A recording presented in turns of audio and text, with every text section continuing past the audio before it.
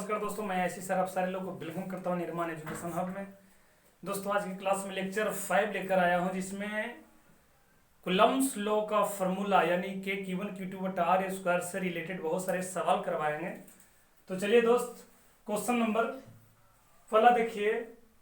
दो बिंदु आवेश में किसी एक आवेश का मान को तिगुना तथा दूरी को आधा कर दिया जाए तो लगने वाला बल कितना होगा। क्वेश्चन पढ़ने के बाद समझ में आ गया होगा माय डियर स्टूडेंट्स क्या बोल रहा है। बोला जा रहा है कि दो बिंदु आवेश में किसी एक आवेश का मान को तिगुना तथा दूरी को आधा कर दिया जाए तो लगने वाला बल कितना होगा। ऑप्शन दिया गया है। तो माय डियर फ्रेंड्स, इनिशियली बात करेंगे, शुरुआती दौर में इनिशियली दो चार्ज मान लेते हैं Q1 और Q2 आर दूरी पर है, तो इलेक्ट्रिक फोर्स कितना काम करेगा, Q1 Q2 बटा 4 pi epsilon naught R square. Final situation change कर गया है और चेंज किया गया सिचुएशन में क्या बोला जा रहा है कि दूरी को आधा कर दिया गया, यानी कि r/2 और किसी एक चार्ज को 3 गुना, कोई एक चार्ज को 3 गुना कर देना है। कर दो, हम Q1 को कर दिए। अब यहां फोर्स जो है अलग हो जाएगा, F' मान लेते हैं, और बाई फॉर्मूला क्या होगा, Q1 Q2 बटा 4 pi epsilon naught R square. Q1 का काम 3 Q1 करेगा, Q2 का काम Q2 करेगा, और 4 पाई एप्सिलॉन नॉट आर की जगह पर r/2 का होल स्क्वायर।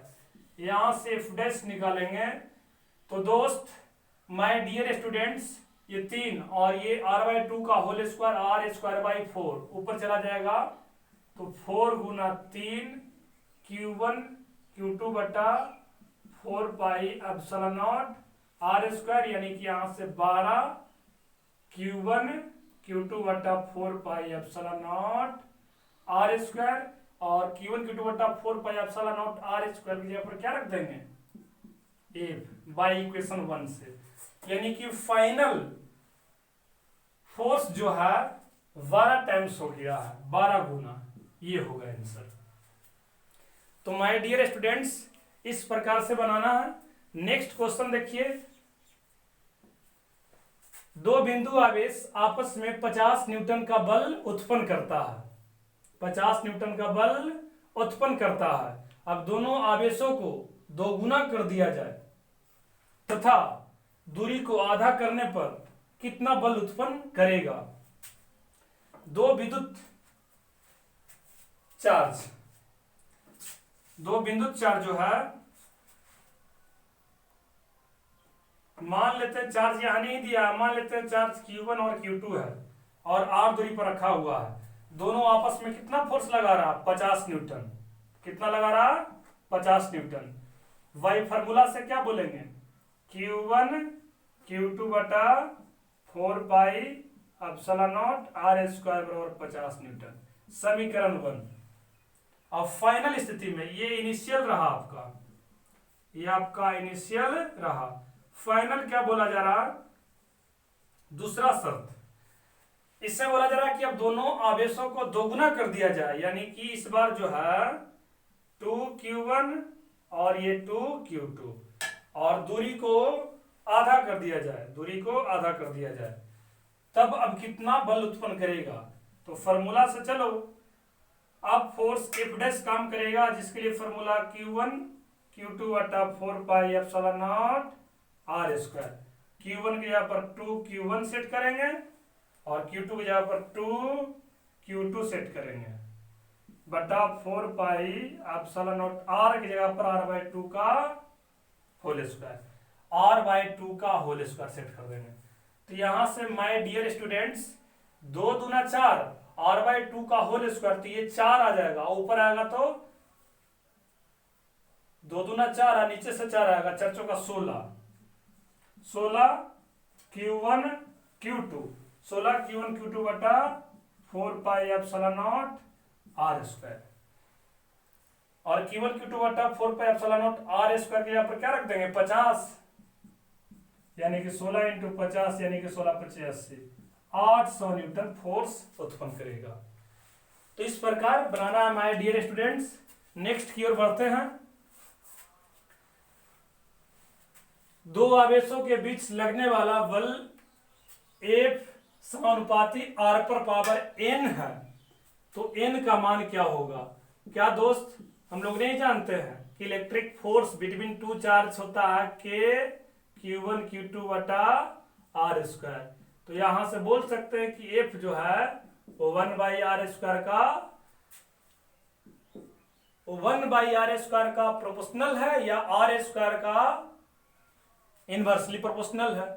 अब देखो माय डियर स्टूडेंट्स, ये R को ऊपर लाएंगे तो ये हो जाएगा, और इसके साथ आप कंपेयर कर लेंगे, तुलना कर लेंगे। तुलना करने से इनका वैल्यू पता चल रहा है -2 होगा, तो ऑप्शन आपका बसंती होगा। इस प्रकार से आपका इस क्वेश्चन में डी आंसर आया था। अब ये क्वेश्चन देखिए, इंपॉर्टेंट क्वेश्चन है और इस प्रकार का सवाल पूछा जाएगा।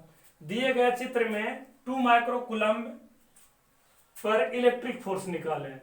2 माइक्रोकूलम्ब पर इलेक्ट्रिक फोर्स निकालना है, विद्युत बल निकालना है। माय डियर स्टूडेंट्स, 6 माइक्रोकूलम्ब और यहाँ 2 माइक्रोकूलम्ब, 2 मीटर 2 मीटर 2 मीटर। एक त्रिभुज है, त्रिभुज के तीनों कॉर्नर पर 6 6 और 2 माइक्रोकूलम्ब का चार्ज रखा गया है, और यहाँ त्रिभुज समबाहु त्रिभुज दिख रहा है। कैसा त्रिभुज दिख रहा है? समबाहु त्रिभुज। तो ये वाला एंगल कितना होगा? 60 होगा। ये भी एंगल कितना होगा? 60 होगा। ये भी एंगल कितना होगा? 60 होगा। 10th में पढ़े होंगे ज्योमेट्री में, मुझे उम्मीद है कि आप समझ रहे हैं। तो इस पर फोर्स पूछा जा रहा है माय डियर स्टूडेंट्स। तो क्या करना है कि इस पर कौन कौन फोर्स लगाएगा? ये भी चार्ज लगाएगा फोर्स इस पर, और ये भी चार्ज इस पर फोर्स लगाएगा। चलिए बनाते हैं। यहां 2 माइक्रोकूलम्ब है, ये चार्ज ये 2 माइक्रोकूलम्ब पर इस लाइन में फोर्स लगाएगा, क्योंकि बताए थे कि फोर्स जो है लाइन ज्वाइनिंग 2 चार्जेज काम करता है। दोनों आवेशों को मिलाने वाली रेखा के अनुदिश अगर दोनों चार्ज समान नेचर का है, दोनों अगर पॉजिटिव पॉजिटिव है तो रिपल्सिव प्रतिकर्षण, अगर एक पॉजिटिव दूसरा नेगेटिव है तो आकर्षण यानी कि अट्रैक्शन। तो यहाँ 6 माइक्रोकूलम्ब ये भी पॉजिटिव है और 2 माइक्रोकूलम्ब भी पॉजिटिव है, इसलिए यहां पर रिपल्सिव फोर्स लगेगा। कितना लगेगा? तो यहां हम F लिख रहे हैं, जो कि यहां पर ही लिख रहे हैं, यहां पर F1 लिख देते हैं। F1 कितना होगा? तो Q1 Q2 बटा 4 pi epsilon naught R square. अब सोल्व कर दीजिएगा। Q1 कितना है और Q2 कितना है? Q1 आपका हो जाएगा 6 गुना 10⁻⁻⁶ और Q2 2 गुना 10⁻⁻⁶ बटा 4 pi epsilon naught R square. 2 metre है इसका होल स्क्वायर। अब देखिए my dear students, 1/4 pi epsilon naught और 6 दूना 12 गुना 10⁻⁻12 बटा ये कितना जाएगा 4, और इसका वैल्यू 9 गुना 10⁻9 होता है, और ये कट जाएगा तो 3 इंटू 10⁻⁻12। कैलकुलेशन देख लीजिएगा, ये आप अपने तरीका से सोल्व कर सकते हैं। सही है।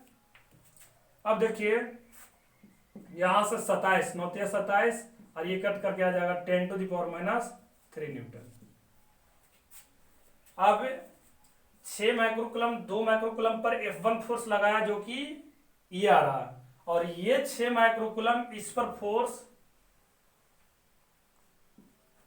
उतना ही लगाएगा, क्योंकि ये दोनों और ये दोनों में चार्ज का प्रोडक्ट सेम है और दूरी भी सेम है, इसलिए ये इस पर अगर F1 फोर्स लगाएगा तो ये भी इस पर F1 ही लगाएगा, क्योंकि दोनों चार्ज कॉमन और दूरी भी कॉमन, इसलिए इसका निकालने का जरूरत नहीं, ये हम लोग पकड़ लिए।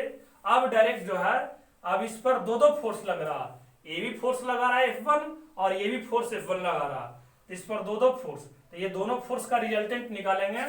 तो दोनों फोर्स का रिजल्टेंट के लिए फॉर्मूला होता है root under a square plus b square plus 2ab cos theta.